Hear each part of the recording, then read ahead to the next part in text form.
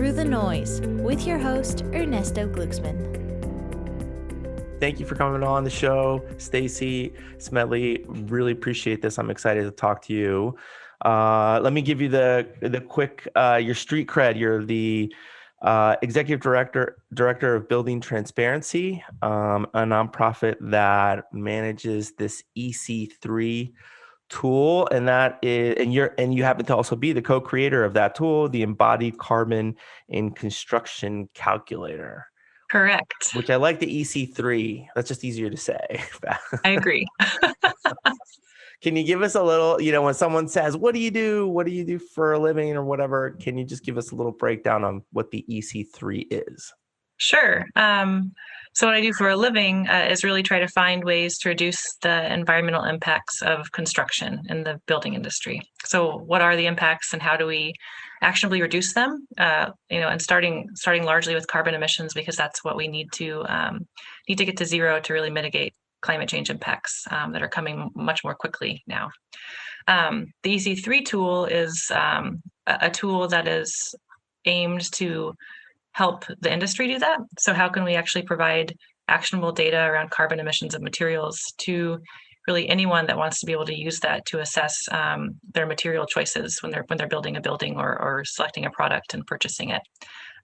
So in a nutshell, that's really what EC3 is. It's just a database of carbon emissions data per products, per material categories that people can go look at and hopefully start to look at carbon emissions like we've looked at cost for a long time when we start to think about buying materials for buildings. Got it. I got introduced to you by Lisa Conway, and she's a member, right? Or she helps along.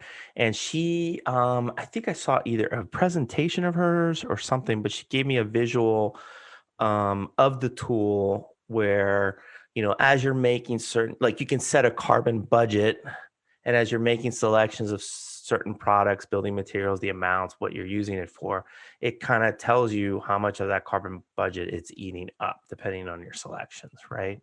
Correct. Yeah. It allows you to, first of all, use the data that exists. So if you're looking at your concrete and your steel and your gypsum board and your insulation and your carpet, and you have quantities of materials, it will query the database of product-specific carbon data and say, okay, for concretes, your impact is this big, and there's this much reduction potential based on the current suppliers that are giving us the data. So it helps you kind of focus in on the key categories of materials with the largest impacts on your project. Concrete being the largest if you're doing a ground up typically. But then also says, okay, within that category, there's, not very much potential for reduction based on the current products, or there's a big potential reduction. I should go look at those products and make sure I'm procuring the lowest carbon one so I can realize those savings. Oh, so it's surfacing also the new kids on the block, the new product offerings, and then you can go, okay, well, I have somewhere to aim to go call up and find out, well, what's the cost, the dollar amount difference, right? Because that's part of the calculation. You're trying to optimize for carbon emissions on a certain carbon budget that you're thinking, but also what are the costs of some of the new stuff, right? Yeah, I mean, the exciting thing when we started is that we were just putting in the data for the products that currently existed with carbon emissions data disclosed, right? So there's what we found is that still typically right now within most product ranges, there's a plus or minus 30% delta within a product line of currently available products that are already competitive. So right now there's this low-hanging fruit where by just having the data and looking at it, you may be able to make a lower carbon selection at no cost increase because there are already the three common products on the street that you're picking between. They just happen to have a different carbon content based on how they're made today.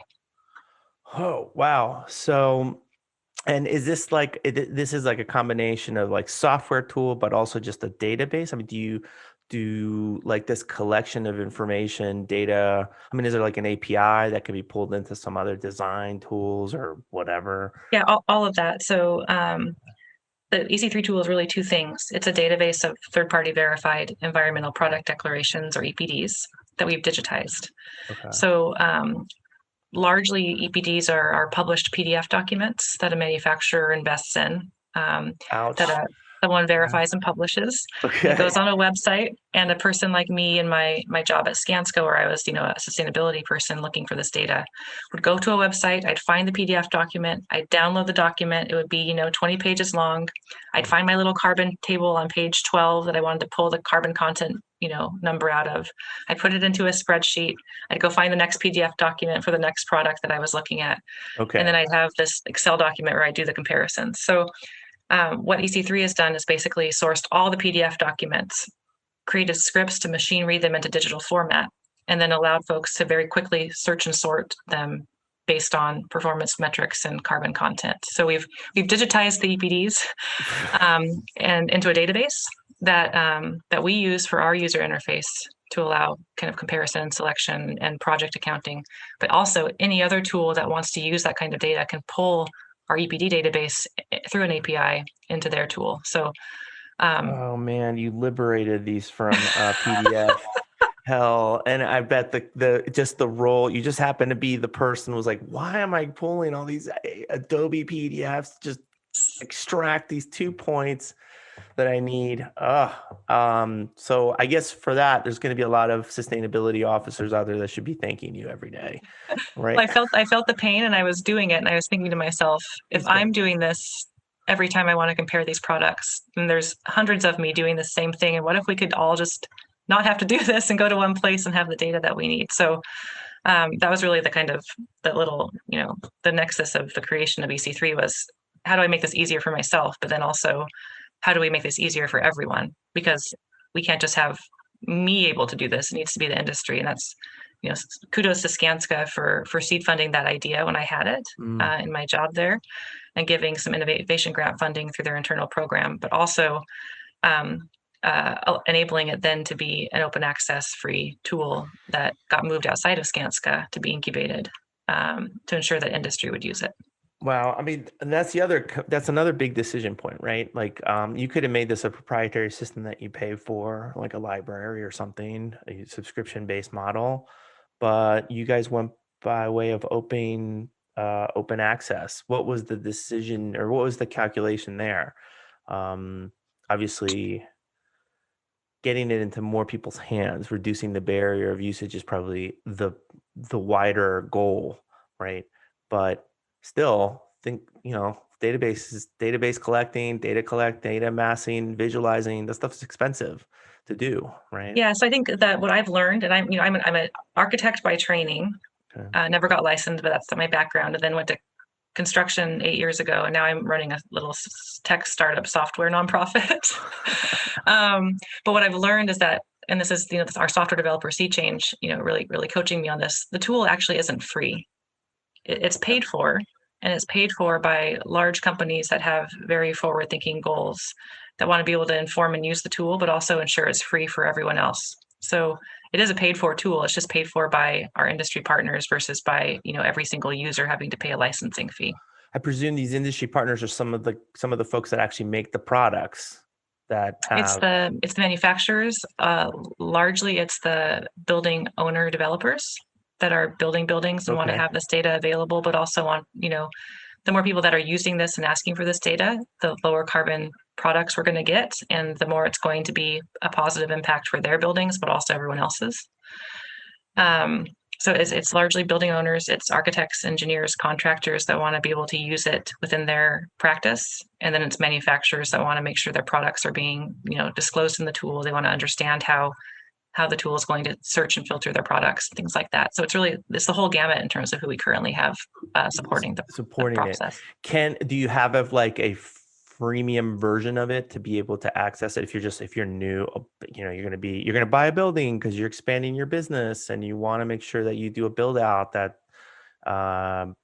takes into account some of this stuff? Is there a way for more lay people to access this tool? Well, the tool is supposed to be, I think the low barrier to entry and easy access means that the tool should be easy for everybody. So we don't have a easy versus a advanced version. Okay. We try to make it as easy to use from the get-go, whether you're a newbie or someone that's been doing this for a while. What we do have is a pilot version. So there's kind of the public tool that's out there. It's cloud-based, so we can do releases, every 2 weeks. And the pilot version is where our partners get access to, additional material categories that we're starting to populate, or different features that they've asked us for that we want to test. So there's a public version and there's a pilot version. That pilot version is where we kind of test the features with our partners before we publish them to the public. Those are really the only two. And the two versions. on the partner side, especially the big ones, our negotiations, like if you want this feature, we really need your support to come up a certain level. Can a partner sponsor a feature request sets? They can sponsor projects. Yeah. So, okay. Gosh, I really wish we could get MEP systems categorized in the tool. Well, we need to actually go to the manufacturers and get them to start investing in EPDs. And there's a process of education. So we need help and support to do that specific thing. Got it. Okay. So there's ways for kind of general support, just to support the tool being there and wanting to have, some say or visibility into what's coming next. And then there's specific, like, hey, for our business type, this is a real need. So can we build this out and support you in doing that? Okay. So just like as I'm looking at the homepage of the building transparency site, I mean, this concept of EPD, we should probably break that down a bit. Sure. Yeah. Do you want me to just go through the explanation of what one is? Yes. Give me the explanation of what one is. Okay. So an EPD, or environmental product declaration, is a third-party verified document that is similar to a nutrition label for a box of food, where you've got a little table somewhere that's been verified in terms of the data that's going into it from, emissions factors and sources of emissions and amounts of materials that you use to make your product. That's all verified by a life cycle assessment person. It then gets verified by a program operator when it gets published into a document. So there's kind of these levels of verification that's not the manufacturer self-declaring, similar to a nutrition label, I think. Oh, and then we have a carbon content, which I say is similar to a carbohydrate content, right? A kilogram of carbon emissions equivalent that we can pull. And then we have a declared unit of material, kind of like a serving size. And if we have the serving size and the carbohydrates, we can do the math of how many carbohydrates per the amount that we ate, or in building material terms, how much carbon per the amount that we procured of that material. Got it. Because like a serving size of concrete is going to be different amount of carbon. Cubic yard. Right. Than like, let's say wood or something, right? Like you have to, okay. It also needs to be in the unit of that material. So, concrete, we usually measure in cubic yards. Wood, it might be linear feet or weight, or, there's just different units per material and how we estimate and account for it. And then as the tool sort of calculates what the overall carbon impact, it's doing all those conversions of the amounts by units so that you actually get the right carbon. Wow. Correct. Yeah. This was all stuff you used to do by hand. Correct. Okay.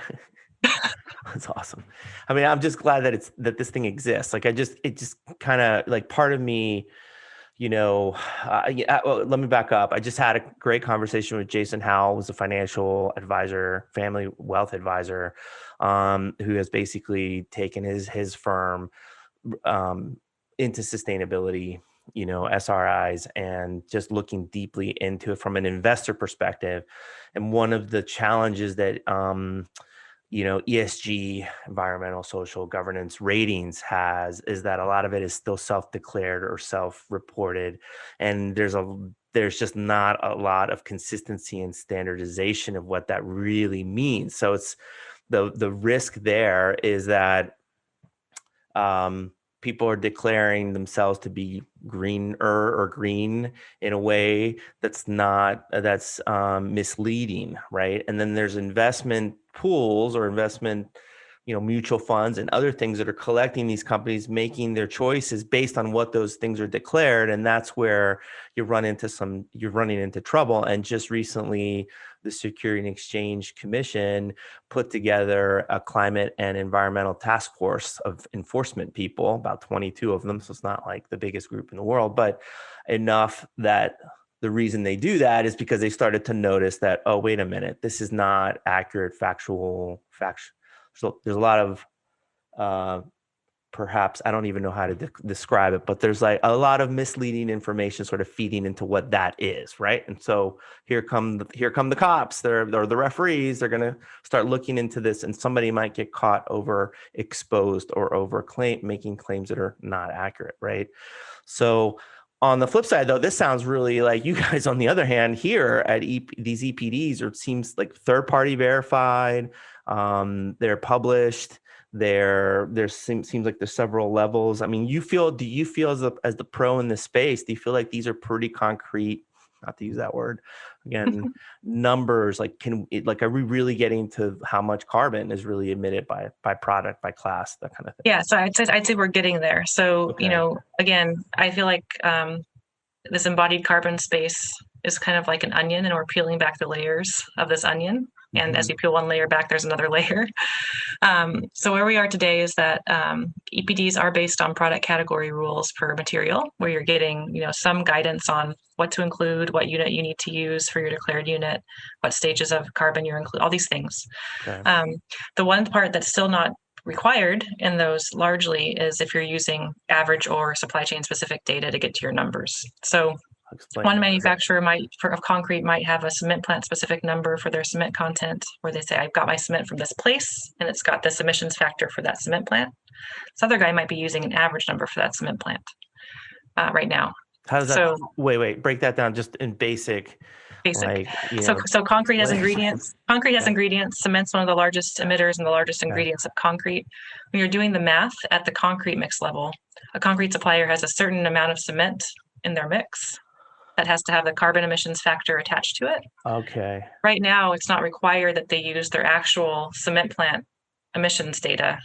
They can use an average number if they don't have that data, or they don't want to go back and do that level. So you're going to have an average number over here and a specific number over here. What we're doing in EC3 is we just tell you that. So we tell you whether you and there's an uncertainty factor, kind of a blue squishy range that we put around the number. So a user can say, okay, this EPD has plant-specific emissions data for 85% of its EPD. This one has 0. This guy with 0 has a bigger blue squishy bar than this guy over here that has a specific emissions data. So what that does is it's starting to get the industry to actually ask for that cement plant-specific data. So we're pushing the transparency back as far as we can. I see, because you're trying sort to solve of that problem. Rewarding the guys that are being specific. Correct. And the ones that are not, they're average. But it may simply be that they just, across that particular vertical industry, they just, all they have right now that they can measure is sort of the average. They don't have actual systems in place to collect specifics, but as you get one or two more that are now being specific, they'll start wondering, like, well, how do they get to that? Or how do we get to it, right? Like, how do I reduce my blue squishy stuff is the question that we get, right? Like, how do we reduce the blue squishy stuff? That's what we want to do. That's okay. Great. I mean, that's amazing. Like, it just goes to show that when you have a group of interested people and they're looking at numbers, and then, data helps you ask better questions over time, right? How do you feel across the industry? How much do you have a ratio of how much are in the blue squishy zone yet, and how much more do you know? Do you keep that as a dashboard number? Like, I don't think I have a ratio. I think what we're seeing per category is, at least maybe one manufacturer that's gone the distance of looking back to their supply chain. And what that typically does is it reduces their blue squishy stuff that we're applying, but it also reduces the emissions of their products because they're getting actual data from their supply chain partners versus using averages that may be higher than what's actual. And as that starts to happen for one manufacturer and their number gets a little lower, the other guy's like, hey, wait, why is my number higher? And if they ask us, we say, well, it's because we don't have certainty in your data. We can't tell whether it's supply chain specific. And if you haven't done that, if you do, it's likely going to lower your number because you're going to have accurate data of what you're actually doing versus using these averages. So and then I would say we're getting adoption across the categories, at least by one, and that is driving others to start to do the same thing. Right, because then others start to wonder, like, okay, well, how do they get to it? If they're using also suppliers, from the same supplier group, maybe one of the suppliers has gone that extra distance. Who's that? How much more are they charging? if we were to get our stuff from them, and that's the play that that supplier is hoping to sort of show. I can help you get more accurate numbers than the rest of the crowd. It's a product differentiation. It also pushes the emissions reductions downstream too. So if you're if you're talking about carpet and interface, since you talked to Lisa, if you're a supplier of backing material for carpet, and you know that your carbon content for that backer is lower than the next guy's, now you can disclose that, and you're actually helping that manufacturer lower the carbon of their overall product. But it's also incentivizing these backer manufacturers to start to lower the carbon of their backing, right? So you're same with cement. Cement plants are now disclosing, now they're competing at the cement level, trying to reduce the emissions at the cement plant. That's what we really need across the whole supply chain is getting back to the sources. Because if the cement plant reduces their emissions here and they supply 3 concrete companies, that's going to actually contribute to all 3 of those companies' reductions. But that means that these actual reductions, the data associated with that plant getting a lower or being able to disclose a lower CO2 emission, that has to be as accurate as it can possibly be, right? Because then we get into some trouble if there's something that's falsified.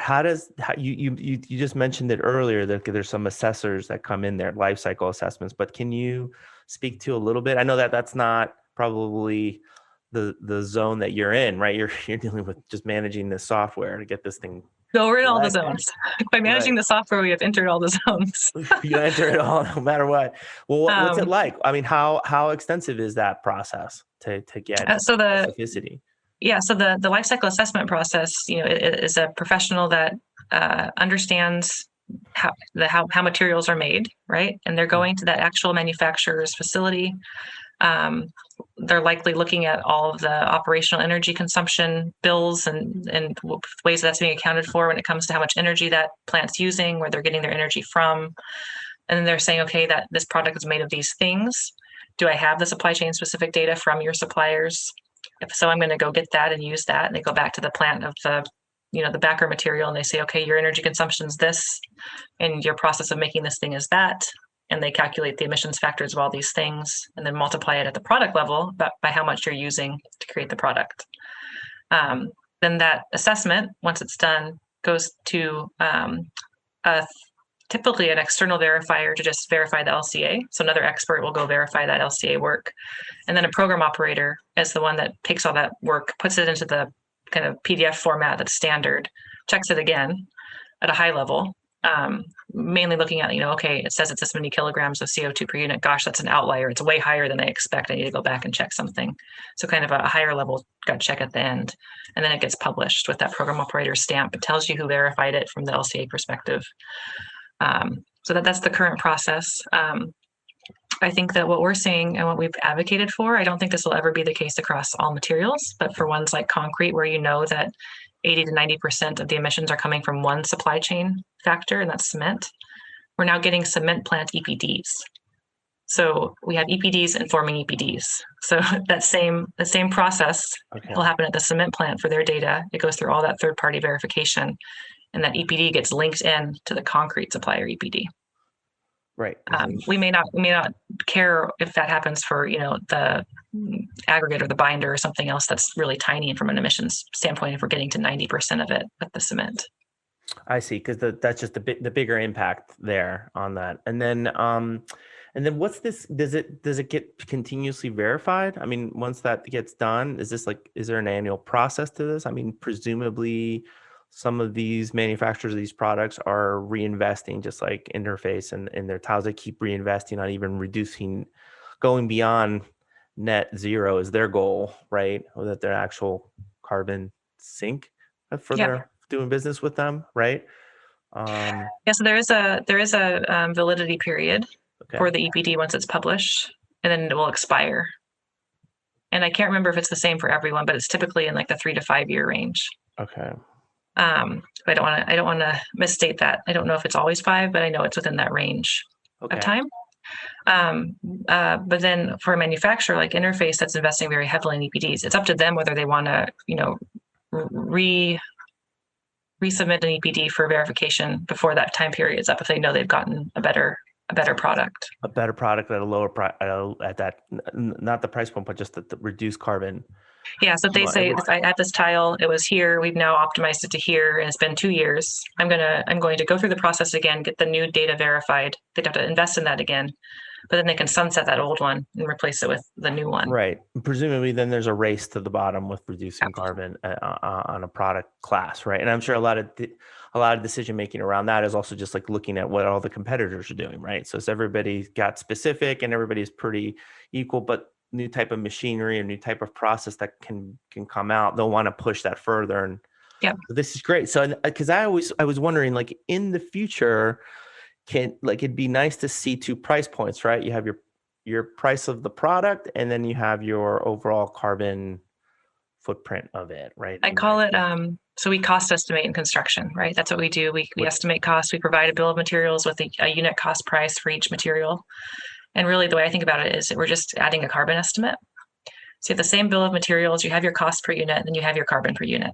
And you're able to see where you are at a certain stage of design or construction. But you're also able to say, hey, I have these 3 products. Here are their costs per units and their carbon per units. Now I can pick which one I want based on having both of those data points. Right. If maybe it's a little bit more expensive, but I have a little bit budget room just in the overall project. And so I might just pick this one, or I might actually find something that's better carbon footprint and nominal cost. That's kind of what everybody's driving towards at some point. And why not choose then the one that's got the better carbon footprint or the lower carbon footprint, right? Yeah. You're also considered a LEED certified expert in that world. I presume you sort of know about that. How does and I don't know anything about buildings because I don't know a building, but how do they? Even the best, most efficient buildings that are built going to have some carbon that's going to be generated in the process of building that, right? So what's the threshold overall for it to be like, oh, it's LEED certified, whatever, silver, gold, or like, what's that scene like? Sure. Yeah. So right now in the LEED rating system, to get to those different levels of certification, you get points, and you can choose between the points that you go after. So you can have a building that's, you're reducing the parking footprint, that gets you a point, and then you're optimizing the energy by 20%, that gets you a cluster of points, and then you're selecting materials that have health product declarations and EPDs, and there's points for that. There's also points for doing a whole building life cycle assessment and reducing your carbon emissions and other emissions by a certain percentage. It's 1 or 2 points right now. I think up to 3 actually. And then on the procurement side, we've actually helped write a pilot credit that is a low carbon procurement credit that would get you a couple points for doing what we are talking about, which is looking at your product, seeing see the range of reductions, and choosing products that are actually realizing carbon savings. So I think right now in the rating system, the energy reduction on the operational side gets you a whole bunch of points. You can get a big number of points. The embodied carbon, kind of whole life carbon of the building materials, is just a small cluster of points.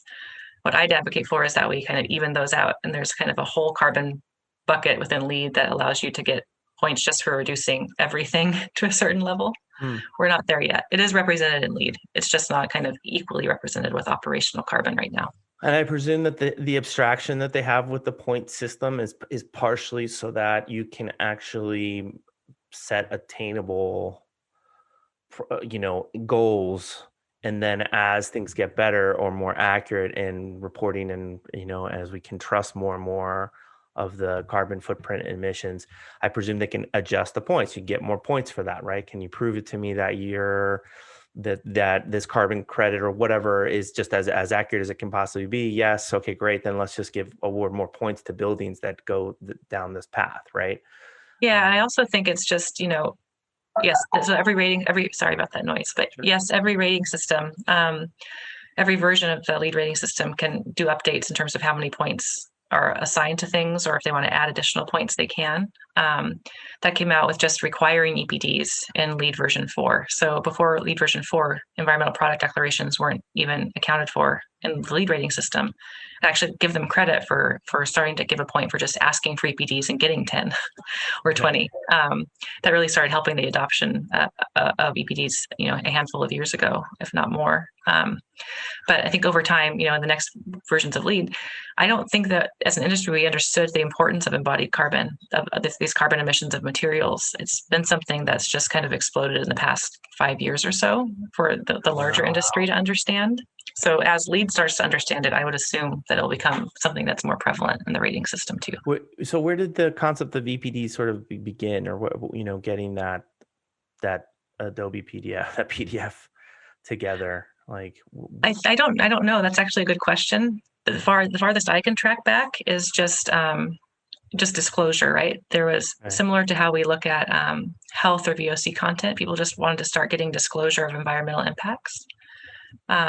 And so it was just a kind of a checkbox of they're disclosing this now. So at least I know they're being transparent about not just the toxicity of their ingredients or the VOC content of their ingredients, but also now the environmental impacts of their ingredients and products. So it started, as far back as I go, was just, okay, they're disclosing this and that's good. And now it's, they're disclosing this, so we should use it for something that's actually going to drive those impacts down.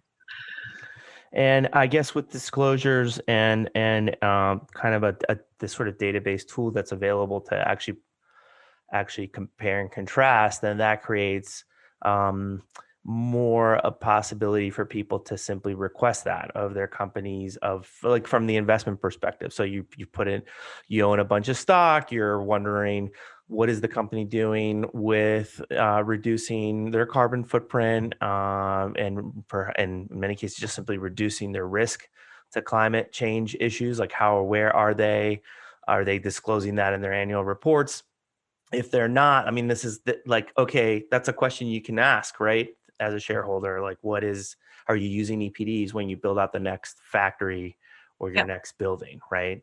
Yeah, and I'm excited about this is way bigger than just buildings, right? So these embodied carbon emissions that we're talking about for buildings also apply to every other thing that's in the supply chain of a company, right? So there's emissions associated with making a laptop or packaging for a product and all these different things.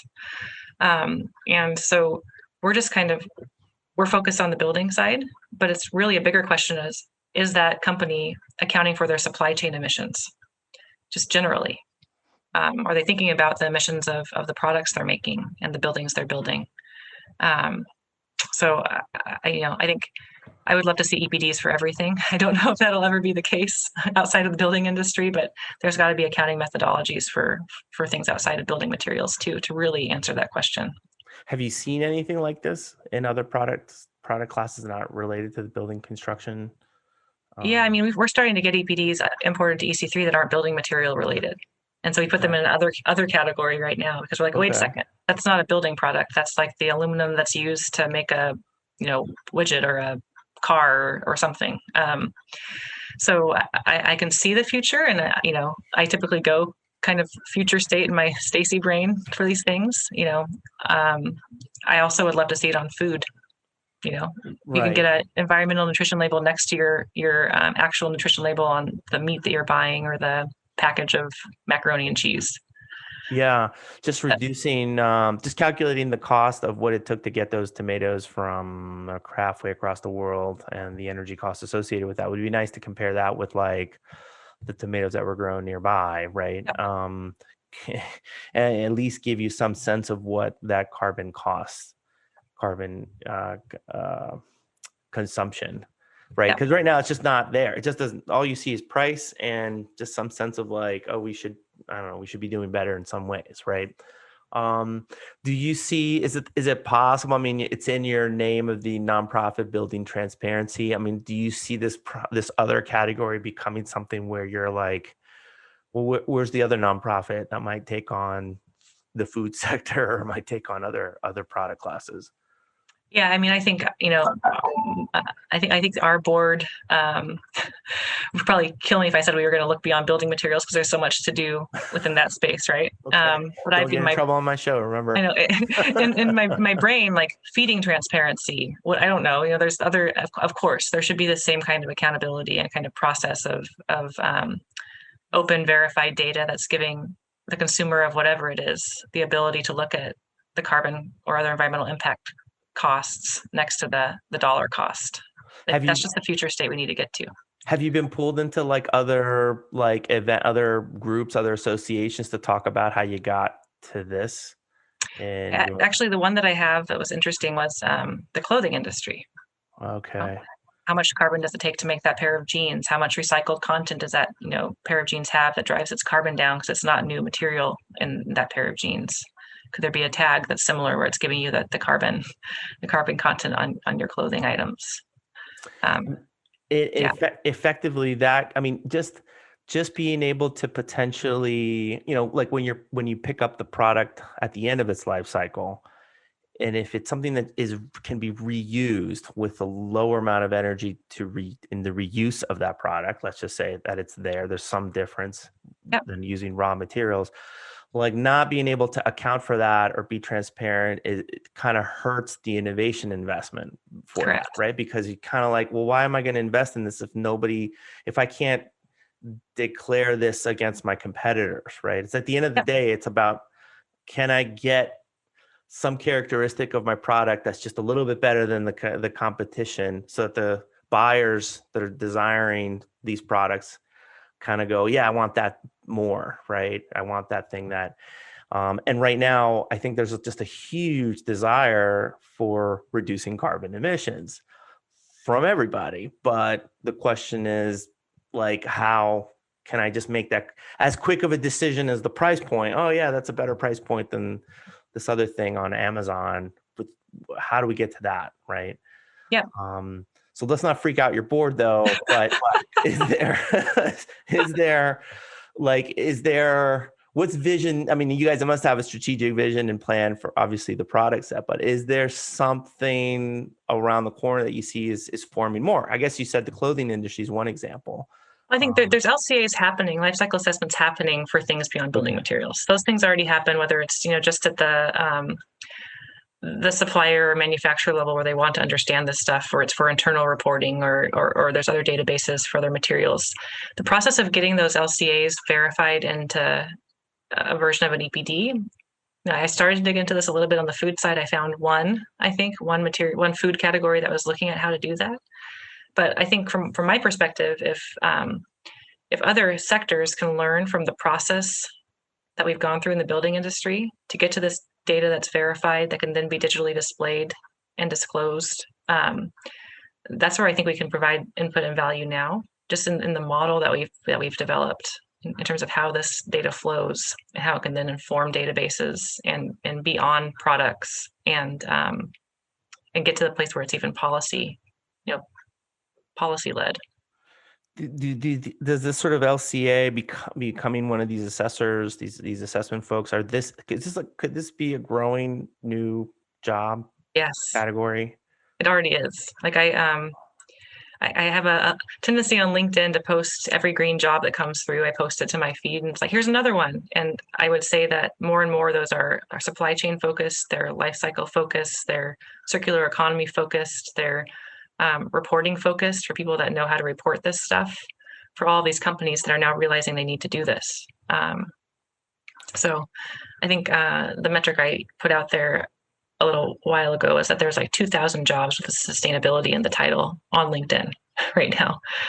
And for those of us that have been in the space for a long time, I couldn't have dreamt that was ever going to happen when I started almost 20 years ago, where you had to kind of, build your own job with sustainability in the title and then get it to be approved. So within the company and right. And then that's great, but that still means that seems like we still need way, way, way more of that. Right.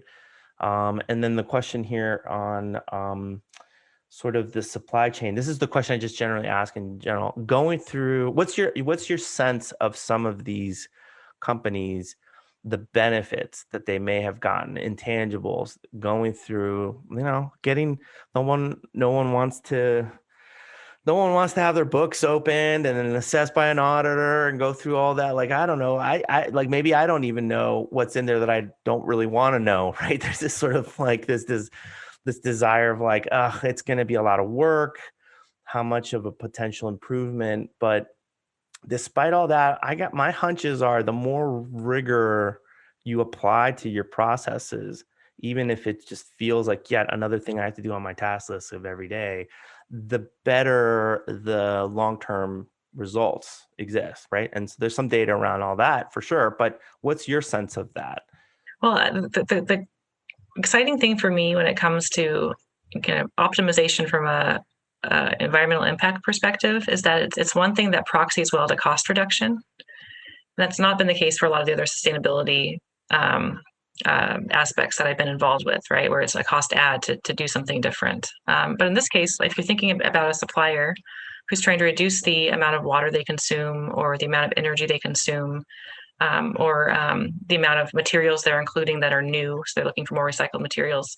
Typically, those things are efficiencies that are actually going to reduce the cost of making that product. You're optimizing your plant to do things more efficiently and use less of all of those things. And it's going to show up as a positive thing from an environmental impact perspective. So they're probably already doing that, right? Because that's kind of just like if you're a big, I don't know, manufacturer of something in the plastics, you're using a lot of water, whatever. You're always looking for ways to reduce that energy cost, right? That's you. So you're saying like that's usually that's the compelling piece to that, and then all this other stuff happens on top of that, right? Yeah, I mean, I think a lot of manufacturers are doing good things, but they're not going through this process of disclosing it in a verified way where they can get credit for it. And I think the other thing is that some may be doing kind of just status quo upgrades, right? Where they're like, okay, we're going to go in every 4 years and change our equipment, or we're going to do an audit and see how we're doing. And but by having this really deep level of assessment, they might find ways where they can optimize things that are going to improve their efficiencies and their environmental impacts at the same time, because it's a deeper level and a rigorous level of understanding all of those things. Oh gosh, if I do add more recycled content, can I source that from a waste stream? That's going to reduce my cost of not having to buy this stuff new to put into my product. But that's a huge carbon benefit too. So I think there's just there's good alignment there when it comes to optimization, efficiency, and environmental impact reduction.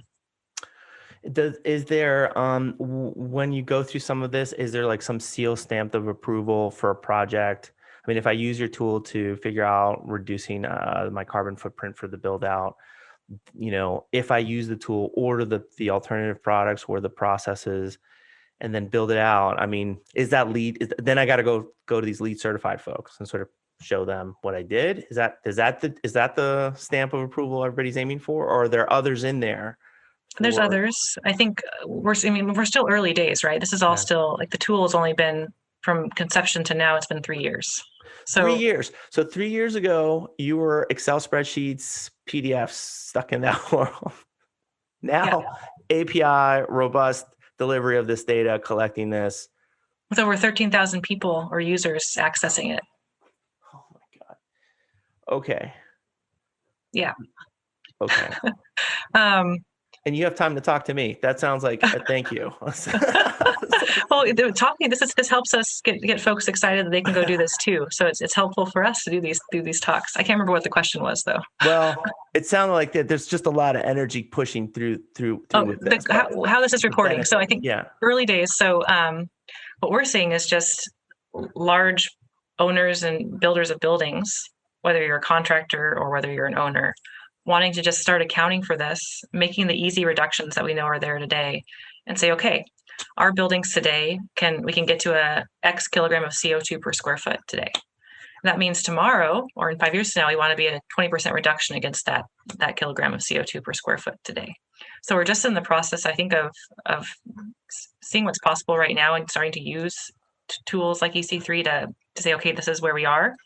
We're going to do these low-hanging fruit things, like we've got these 3 suppliers, let's just get the lower carbon one of our products that exist. And then what are we going to do over the next 5, 10, 20 years? Right. So I would assume they're using your tool also to get a certain state of their assets. What's the current state of you're retroactively going back. And backtest. Yeah. You get to benchmarks. Wow. So you get a benchmark, a baseline, then like, okay, now what can we do? Well, next year we're going to replace all the HVACs in this building anyway. So why don't we aim for this product that is listed? Oh, or gosh, I usually, my standard for carpet or my standard for, resilient flooring is X.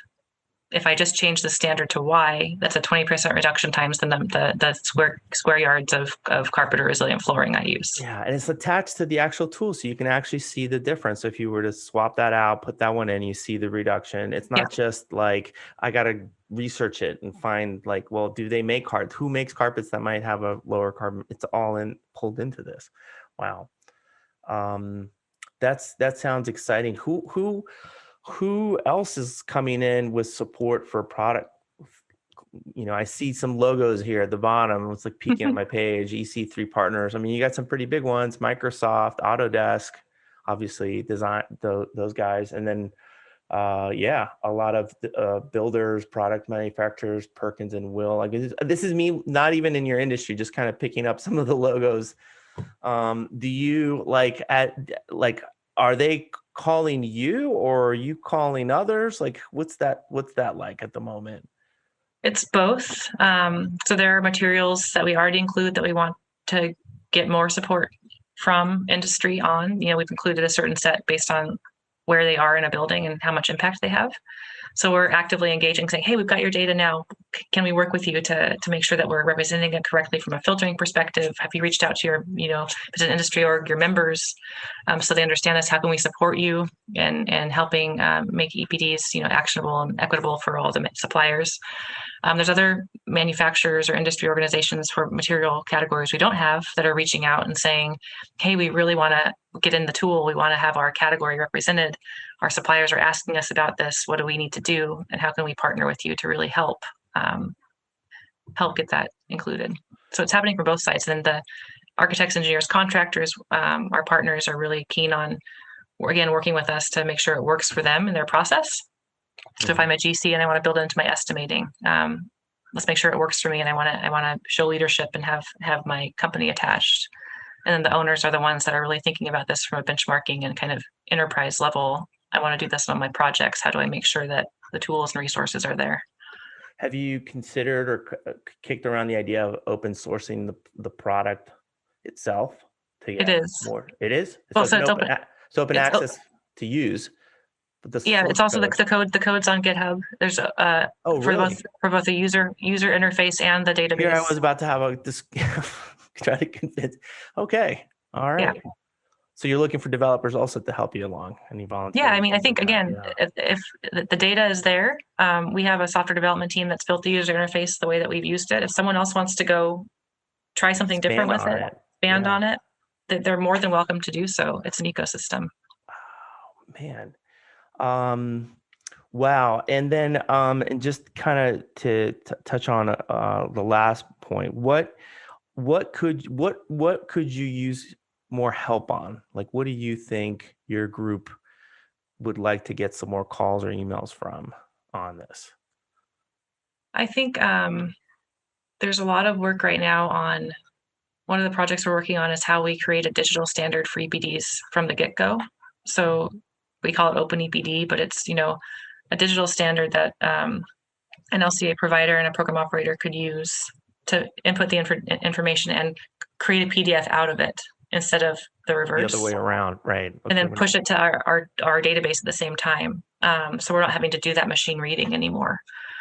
So more engagement and more asking for that just from everyone, where can we start from the standard and push it that way so that it's, that would free up a lot of our time, quite frankly, right? We have a team that goes through this process of creating these scripts and QA/QCing them to make sure the data is getting into the digital format effectively. Yeah. So, that's kind of like a no-brainer, but it's just sort of indicative of like, this has just started 3 years ago. The industry's used to a certain way of doing things with documents, I guess. So that's the push that you guys should reach. So sure, generate your PDF for whoever's requesting that, and you can fax that to somebody else if you need to, right? But the fact is, we need this just data streamlined and standardized and just like flowing into the system. So the system's kind of perpetually self-updating, right? Yeah, and if we end up getting there, we do have our first pilot partner for that is UL. So UL is one of the major program operators, and they're piloting it with us right now. But if we get there, then it doesn't only have to come to our database. If it's in a standard format that's digital, it can go to any other number of databases, but it's the same data in the same format. And that's, I think, the thing that I'm learning is so important. Right. So it's consistent. So then it can actually be, interoperable into whoever wants to then use it. Right. Yeah. The U.S. government and the House has the Clean Futures Act that has a Buy Clean section that asks for a national EPD database. And so that doesn't necessarily need to be EC3, but it would sure be great if it was the same standard of data, so that if they're calling it into their database, someone could use EC3 or that national EPD database, and it's the same document. It's that same digital document. What if that gets enacted or something along those lines? Then there's a big standard that everybody can just simply aim everything else for. Correct. And then we can then it just simplifies this whole process from a data collecting and distribution, really. Wow. So that's exciting, potential these next 2 years for you. The one other question I had, and it just slipped by my brain, but what, kind of three years ago or a little bit beyond that, like what did you envision? I guess you'd never envisioned yourself in this position where you're running this nonprofit to get this done. Who convinced you of doing this, if anybody? Myself. Yourself. Stacy, sounds like you get yourself into a lot of trouble. Should talk to my husband. He's like, "What are you doing now?"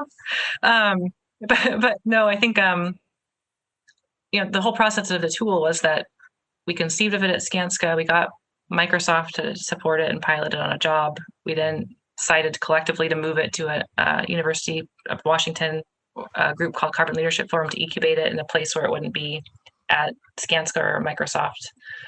Which got all the support that you saw on that list to engage and kind of help fund incubating it. And then when it launched, it was me and a university professor named Kate Simonin and a structural engineer named Don Davies, and then our software partner that had really been at it from the beginning. And only our software partner, knew that after you launch a tool, you have to continue to maintain and manage it somewhere. Oh, yes. And there were deep discussions about where that should live, if it should, stay at the Carbon Leadership Forum, or if it needed to be in a kind of agile home where it could continue to get funding, but also, act more like a software startup where the funding can come in and go out to support the tool and be more less kind of grant driven. And that's really what led to the nonprofit getting started. Us just kind of realizing that, gosh, we've done this thing. It's got we had 1,000 people on the wait list when we launched it, which was more than we'd even imagined would be there. We've got to make sure that we're standing this thing up with governance and the ability to continue to scale it and maintain it. Yeah. And do you have is there like a fund that can you get a few $1 million to then put that into some kind of investment that you can just hire more lead architect developers? Yeah, I mean, the one person or the one entity that's not on the slide deck, but is our philanthropic funder is Gates Ventures, which is now Breakthrough Energy Ventures. So we do have some philanthropic funding coming from that side of things. That is very helpful. That gives us kind of a little bit of a base cushion on your costs, your ongoing costs, right? So you're not have to go after other grants all the time, right? Because that's part of the challenge of a nonprofit sometimes, right? Yeah, I think we're in a place where we've got good support. We of course are a nonprofit, so if we want to continue to maintain it for free, we need people to keep on paying for it in these kind of sponsorship roles. So we're actively always looking for more sponsors. They're also the ones that give us really great partnership for information on how to make the tool better. So I think that model of having a base, but then having this group of steady but maybe changing evolving sponsors and partners. We need that too, because that's what made the tool work really well from a user perspective, is having that kind of deep engagement and investment from the user groups. Yeah. It's an interesting, I'm learning a lot. I trained in architecture and I worked in the design and construction industry. So nonprofits and software development, I'm constantly learning, and it's really exciting. Yeah. And do you have a good CTO? Like our CIO? Yes. So our software partner that's been our partner since the beginning is Change Labs. So Change Labs, okay. They're a small software development company. They're based out of Vancouver, British Columbia. And I found them because they were on a carbon leadership forum, Embodied Carbon forum group, and Phil Northcott, the CEO, was saying, I want to do software for good. I want to help impact this and help mitigate climate change. Who needs software help? And we magically, kind of fell into each other's laps, and he's been an amazing software partner. He's got a whole team. Maybe I should look into talking to him about that. He's got some. He's also thought, I think he'll start wanting to get into carbon pricing and how you look at things from a border perspective and trading and all sorts of stuff that he has in his brain for what's coming too.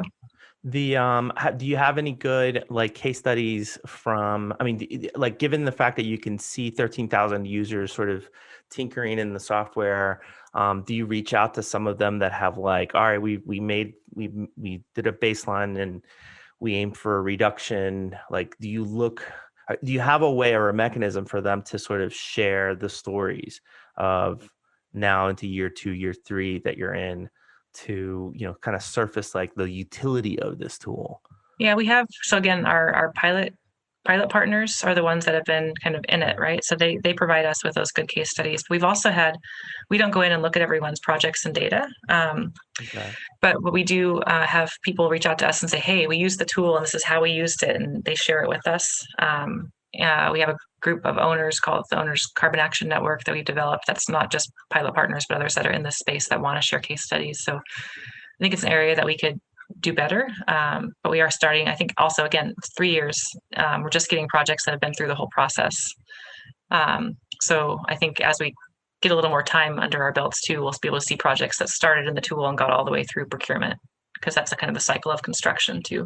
Right. Those things sometimes take a while to build. So, and just even to decide to build a building in this manner, right? But that's amazing that you have 13,000 some users already and you're just into year 3. So, Stacy, I really do mean it. I know you are going to be a busy person for the next 10 years probably, but I'd love to have you back.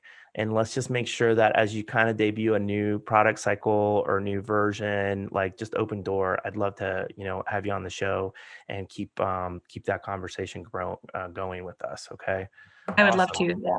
Thanks for awesome. The time. Yeah. Thank you. And thank you for everybody who's listened. And I know my YouTube channel, we just started it this year and I don't have any subs, and I don't want to be the guy that's asking for please subscribe, but it does help. So if you are listening, thank you if you happen to be on YouTube. Okay. Take care, everybody. Bye-bye. For more episodes of Through the Noise, go to throughthenoise.us.